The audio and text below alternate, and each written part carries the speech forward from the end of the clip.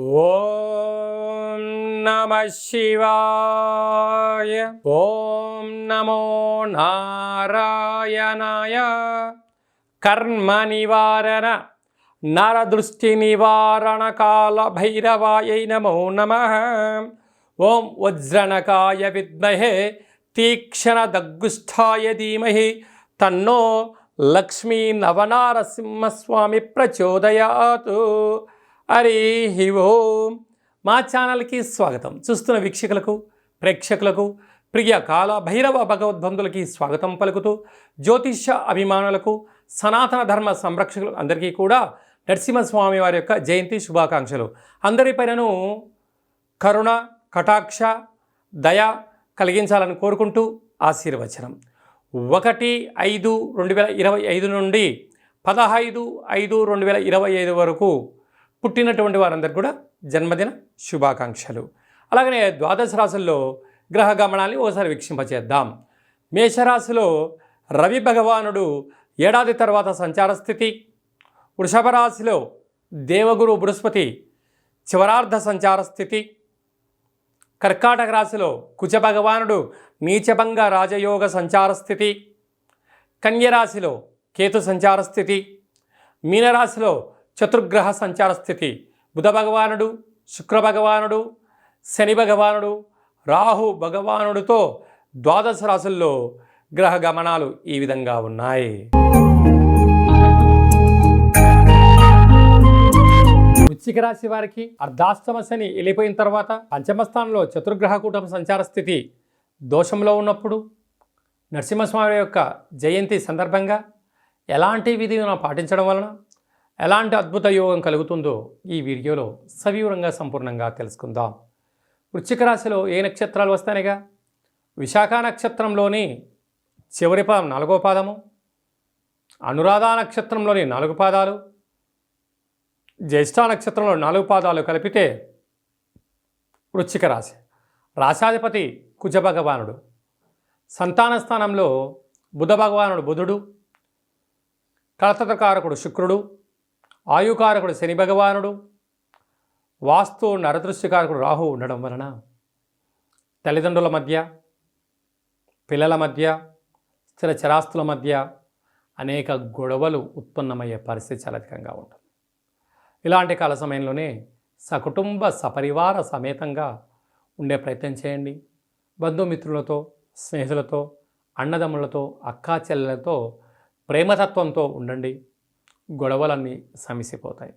ఏది శాశ్వతం కాదు, ఆవేశము శాశ్వతం కాదు, ఆనందము కూడా శాశ్వతం కాదు అని చెప్పి గమనించాలి. 6వ స్థానంలో ఏడాది తర్వాత రవి భగవానుడు సంచారం చేయడం వలన రుణ సమస్య, రోగ సమస్య, శత్రు సమస్యలు పొంచి ఉన్నాయి. ఇలాంటి కాల సమయంలో శ్రీ లక్ష్మీ నరసింహస్వామి యొక్క కళ్యాణంలో ఎర్రటి గులాబీల మాలను సమర్పించడం, అలాగనే నీలం రంగు వస్త్రాలను లేక ఎరుపు రంగు పట్టు వస్త్రాలను స్వామివారికి సమర్పించడం వలన అనేక శత్రు సమస్యలు తొలగిపోతాయి. మనం కింద చెప్పినటువంటి విధాన ప్రకారంగా నవధాన్యాలను కలిపి బ్రాహ్మణుడికి దానం ఇవ్వడం కానీ, గోమాతకు ఏర్పాటు చేయడం వలన రుణ రోగ శత్రు సమస్యలు తొలగిపోతాయి. సప్తమంలో గురు సంచార స్థితి ఉండడం వలన విదేశాన వెళ్ళాలి అనే వారికి, కొత్త కార్యక్రమం ప్రారంభించాలి అనుకున్న వారికి ఇది మంచి అధ్యాయం. భాగ్యంలో కుజుడు, ప్రేమికులు, భార్యాభర్తలు ఎంతో సఖ్యత అవసరమని చెప్పి గుర్తుపెట్టుకోగలగాలి.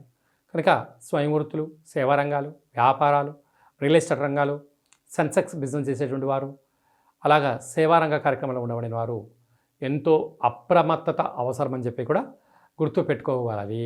1వ తారీఖు 5వ నెల 15వ తారీఖు లోపల ఎలాంటి మనము విజయాలు సాధించాలో ఈ వీడియోలో సవివరంగా సంపూర్ణంగా చెందుకున్నాం.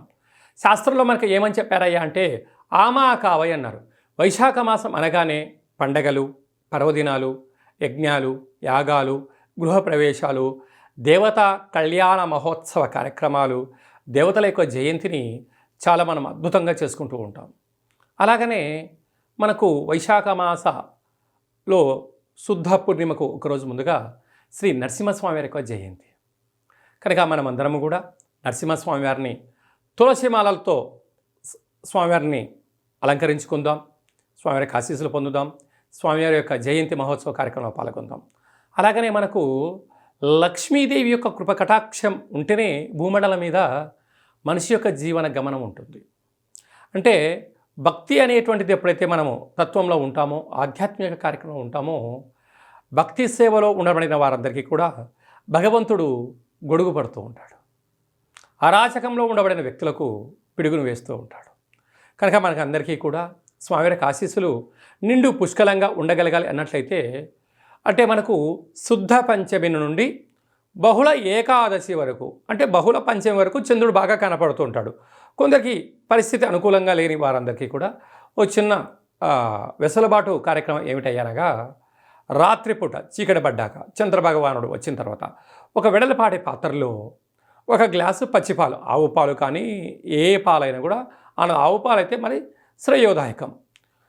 ఒక గ్లాసు పచ్చిపాలు, తెల్ల నువ్వులు, అటుకులు, నెయ్యి, చక్కెర, వీలైతే ముత్యము వేసి చంద్రభగవానుణ్ణి ఆ పాలల్లో దర్శించి ఒక 8 సార్లు కానీ ఒక 27 సార్లు కానీ ఓం శ్రీ మహాలక్ష్మీదేవ్యై నమః, ఓం శ్రీ నరసింహస్వామినే నమో నమః అనే మంత్రాన్ని స్మరించి మన మనసులో ఏదైతే కోరిక ఉందో కోరుకొని ఆ పాలను తీర్థంగా స్వీకరించగలిగితే, ఎందుకనగా దేవతలు, రాక్షసులు క్షీరసాగర మదనం చేసిన తర్వాత అందులో లక్ష్మీదేవి, చంద్రభగవానుడు, ఐరావతము, కల్పతరువు, అమృతం వచ్చిందని మనకు వేదాలు చెప్తూ ఉన్నాయి. అలాంటి అమృతాన్ని ఏర్పాటు చేసుకొని చంద్రభగవాన్ని దర్శించి అలా తీర్థం తీసుకోవడం వలన సంవత్సరాంతము మనకు అద్భుతమైనటువంటి లక్ష్మీ కటాక్షము, మనశ్శాంతి, ఆయువృద్ధి కలుగుతుందని చెప్పి కూడా గమనించాలి. అదే కాకుండా ఇంకనూ మనము అద్భుతమైనటువంటి విజయం సాధించగలగాలి అన్నట్లయితే ఈ యొక్క పాత్ర కంచు పాత్ర అంటారు. కంచు మోగినట్టు కనకంబు మోగదు గధరా సుమతి అని చెప్తూ ఉంటారు. అలాగా ఇలా మనం శబ్దం చేయగానే ఓంకార శబ్దం రావడం ప్రారంభించడం.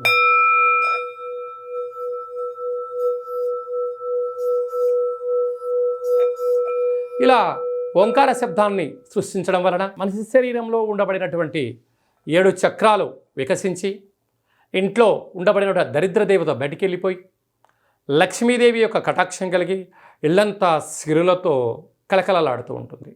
కనుక మనమందరము కూడా ఈ అక్షయ పాత్రను ఇంట్లో ఉంచుకుందాం. కావాలనుకున్న వారు కిందని మరి సంప్రదించినట్లయితే అక్షయ పాత్రతో పాటు ఒక కాలభైరవ హోమము, ఒక 20 రకాల వస్తువులతో, 16 రకాల కూరగాయలతో శాకాంబరి దిష్టి దిగించి మీకు పంపించడం జరుగుతుంది. కనుక స్వామివారి ఆశీస్సులు పొందుతాం. అద్భుతమైన అష్ట కష్టాలకు స్వస్తి పలుకుతాం.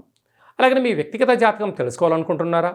మీరు పుట్టినటువంటి తేదీ, నెల, సంవత్సరం, సమయం మీరు రాసి వాట్సాప్లో పంపించగలిగినట్లయితే 100 సంవత్సరాల జాతకాన్ని సవివరంగా సంపూర్ణంగా వ్రాసి పంపించి మీరు పుట్టినప్పుడు గ్రహ గమనాలు ఎలా ఉన్నాయి, ప్రస్తుతం ఎలా ఉంటున్నాయి, రాబోయే కాలం ఎలా ఉండబోతున్నాయో సవివరంగా సంపూర్ణంగా తెలియజేయడం జరుగుతుంది. అలాగనే చాలామందికి పుట్టినటువంటి కాల సమయంలో డేటా బర్త్లు లేనటువంటి కారణం వలన పేరు యొక్క మొదటి అక్షరాన్ని అనుసరిస్తూ రాశిని తెలియజేస్తూ, రాశి యొక్క పరిస్థితిని తెలియజేస్తూ, రమణ శాస్త్రం ద్వారా కాళభైరవ ఉపాసన చేత భూత, భవిష్యత్, వర్తమానాన్ని తెలియజేయడం జరుగుతుంది. కనుక ఆసక్తి గలవారు ఈ కింది నెంబర్ సంప్రదించి అపాయింట్మెంట్ తీసుకొని సంప్రదించగలరు. చాలామంది భార్యాభర్తలు తరచుగా గొడవ పడుతూ ఉంటారు. ఎందుకు గొడవ పడుతున్నారో ఒక్కోసారి వాళ్ళకే తెలియని పరిస్థితి ఉంటుంది. జాతకంలో స్వల్పమైనటువంటి ఇబ్బందులు, గ్రహ దోషాలు, అలాంటప్పుడు వారిద్దరూ పాలు నీళ్ళలాగా కలిసేటువంటి సలహాలు, సూచనలు ఇవ్వడం జరుగుతుంటుంది. మీకు కలిగినటువంటి సంతానానికి ఆధ్యాత్మికమైనటువంటి నామాలు ఎలా పేరు పెట్టుకోవాలో తెలియచేయడం జరుగుతుంది. అందరిపైనను శ్రీ కాళభైరవ స్వామి ఆశీస్సులు ఉండాలని కోరుకుంటాం. మన యొక్క కాళభైరవ స్వామి యొక్క దేవాలయంలో 4 మంగళవారాలు, 4 శనివారాలు, శుద్ధాష్టమి, పూర్ణిమ, బహుళాష్టమి సందర్భంగా కాళభైరవ హోమ కార్యక్రమాలు జరుగుతూ ఉంటుంటాయి. కనుక మీరు జాతకం చెప్పించుకున్న వారందరికీ కూడా కాళభైరవ స్వామికి అర్చన, హోమ కార్యక్రమాలను చేయించడం జరుగుతుంది. కనుక మనందరం కూడా స్వామిని స్మరిద్దాం, ధ్యానిద్దాం, అష్ట కష్టాలకు స్వస్తి పలుకుదాం, అష్టైశ్వర్యకి స్వాగతం పలుకుతాం. అందరికీ శుభం జయం లాభం కలగాలని కోరుకుంటూ ఆశీర్వచనం. ఓం శతమానం భవతి శతాయు పురుష సతేంద్రియ ఆయుష్యేవేంద్రియే ప్రతిష్టతి. ధనం ధాన్యం బహుపుత్రలాభం శత సంవత్సరం దీర్ఘమాయు. సర్వే జనా సుఖినో భవంతు. లోకా సమస్తా సుఖినో భవంతు. సర్వం శ్రీ నరసింహస్వామి దేవతార్పణమస్తు. హరి ఓం. ఈ వీడియో మీకు నచ్చినట్టయితే లైక్ చేయండి, షేర్ చేయండి, మా ఛానల్ని సబ్స్క్రైబ్ చేసుకోండి.